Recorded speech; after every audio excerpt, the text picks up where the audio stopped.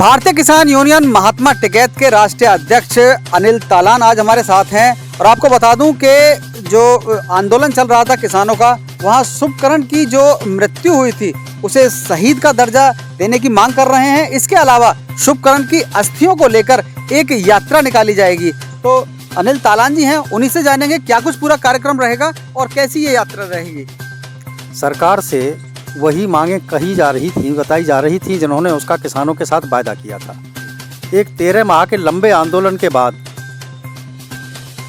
आंदोलन जब समाप्त हुआ तो सरकार ने ये कहते हुए कि हमसे कुछ भूल हुई, हम किसानों को नहीं समझा पाए, तीनों कानूनों को हम वापस लेते हैं और उसके साथ साथ वायदा करते हैं एमएसपी पर कानूनी गारंटी कानून बनाएंगे, स्वामीनाथन कमेटी का C2+50 फार्मूला को लागू करेंगे जिसमें किसान की लागत मूल्य का 1.5 गुना मूल्य देंगे, किसान का कर्जा माफ़ करेंगे। इन तीनों बड़ी बातों के लिए किसान के हक़ में ये बातें कही गई।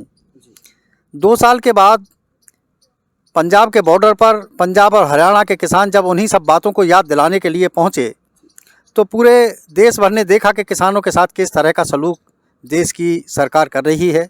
स्वतंत्र भारत में आज उस तरह के माहौल देखने को मिल रहे हैं कि जिस तरह से कभी परतंत्र भारत में इस देश के नागरिकों के साथ हुआ करता था। उसी में सरकार का जो एक बड़ा खौफनाक तरीका था, ड्रोन के माध्यम से गोले वहाँ पर फेंके गए, किसान पर गोलियां चलाई गईं और उसी में 22 साल का एक नौजवान लड़का शुभकरण सिंह, उसमें वो शहीद हो गया। पूरे देश भर में उसके अस्थि कलश निकालने की हम सब लोगों की योजना है।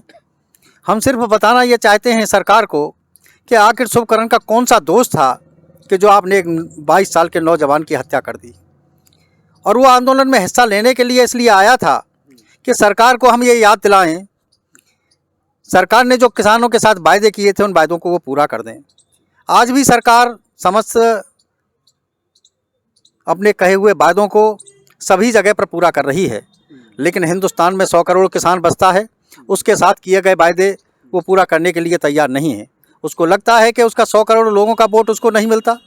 बल्कि हम इस बात को कहते हैं कि अगर हिंदुस्तान में कोई सिंहासन पर आरूढ़ होता है, सरकार में परिवर्तन होता है, तो वो किसान के वोट के द्वारा होता है। तो ये जो यात्रा निकलेगी, अस्थि कलश यात्रा इसे नाम दिया गया है, तो अस्थियां यहीं आएंगी वैना गांव से बता रहे थे आप, और कौन कौन से गांव इसमें सम्मिलित होंगे जहां आप यात्रा निकालेंगे? अस्थियां, उसका अस्थि कलश आ चुका है। आज 1 बजे से वहां से यात्रा की हम शुरुआत कर रहे हैं और टप्पल ब्लॉक के सभी गाँव में हम उस अस्थि कलश यात्रा को निकाल रहे हैं। अभी तो ये भी पता नहीं है कि सरकार की मंशा किस तरह की होगी, प्रशासन की मंशा किस तरह की होगी। जो देखा जा रहा है, कभी फिर से याद वही आता है जब कभी परतंत्र भारत था, उसमें जिस तरह से देश की स्वतंत्रता के लिए लड़ाइयाँ लड़ी गई थी, आज हम लोगों को भी स्वतंत्र भारत में किसान की स्वतंत्रता के लिए, किसान के हक़ के लिए उसी तरह से लड़ाइयाँ लड़ी जा रही हैं। और ये अभी बिल्कुल हम नहीं सोच रहे हैं कि सरकार कौन सा रवैया अपनाएगी, उसमें क्या प्रशासन रवैया अख्तियार करेगा, अभी इसका हमको कोई पता नहीं है। धारा 144 लगी हुई है, तो क्या परमिशन मिल पाएगी यात्रा निकालने की? देखिए, धारा 144 लगी हुई है, धारा 144 लगी हुई है राजनीतिक गतिविधियों के लिए। ये एक राजनीतिक कार्यक्रम है और अस्थि कलश एक जिसको जो शहीद हो गया है उसके अस्थि कलश को लेकर सिर्फ इसलिए जा रहा है। धारा 144 का ही एक बड़ा प्रमाण मैं आप लोगों को बता दूं। खनौरी बॉर्डर पर, शंभू बॉर्डर पर जो आंदोलन चल रहा है, वहाँ पर लाखों की तादाद में किसान हैं। अगर सरकार को ये धारा 144 का पालन करना है तो सबसे पहले वो वहाँ पर जाकर पालन करें। और ये अस्थि कलश यात्रा को अगर कहीं वो इस तरह से लेते हैं कि माँ धारा 144 लगी हुई है, उसको नहीं निकाला जाना चाहिए, तो वो सरकार की सही नीयत नहीं है। ये अराजनीतिक कार्यक्रम है। अराजनीतिक कार्यक्रम किसी को ना कोई रोका जा रहा है, ना रुक रहे हैं। पूरे कार्यक्रम, होली से संबंधित जितने भी कार्यक्रम देश भर के अंदर हो रहे हैं, वो कोई परमिशन लेकर नहीं है और उसमें हजारों लोग इकट्ठा होंगे। वो धारा 144 का उल्लंघन ही है। और ये अस्थि कलश यात्रा भी उसी तरह का एक कार्यक्रम है कि जो बिल्कुल किसान और अराजनीतिकता से जुड़ा हुआ है। इसको सरकार को हस्तक्षेप नहीं करना चाहिए। हम इस बात को सरकार से भी गुहार लगाते हैं, बल्कि वो इसमें सहयोग करे। और हमारा इस बात से कोई लेना देना नहीं कि वोट कहाँ जा रहा है, कहाँ नहीं जा रहा। हमारा अगर उद्देश्य है तो सिर्फ एक ही उद्देश्य है कि किसान पूरी तरह से कर्जे में डूब गया है, आत्महत्या के कगार पर खड़ा हुआ है, उसके उत्पाद की कीमतें नहीं मिल रही हैं, और उत्पाद की कीमतें भी मिली तो 1998 से लेकर 2020 तक एक एजेंसी की बड़ी रिपोर्ट है, जिसमें 45 लाख करोड़ रुपया किसान को उसकी कीमत से कम पैसा मिला है, और वो भी मात्र 23 जिन्सों पर मिला है। सब्जी और फल और दूध की अगर बात करें तो ऐसे लगता है कि ये देश किसान के ही उत्पाद से चल रहा है। हम उसको चलाना भी चाहते हैं, लेकिन कितने दिन तक कोई भी जिसका उत्पाद कम कीमत पर बिकता हो, घाटे में जाता हो, कब तक वो उसको चला सकता है? इस बात को सरकार को भी सोचना चाहिए, विचार करना चाहिए। इसी संगठन के राष्ट्रीय महासचिव राकेश चौधरी हमारे साथ हैं। ये जो अस्थि कलश यात्रा निकाली जा रही है, क्या उद्देश्य मानकर चल रहे हैं, क्या उद्देश्य है इसका?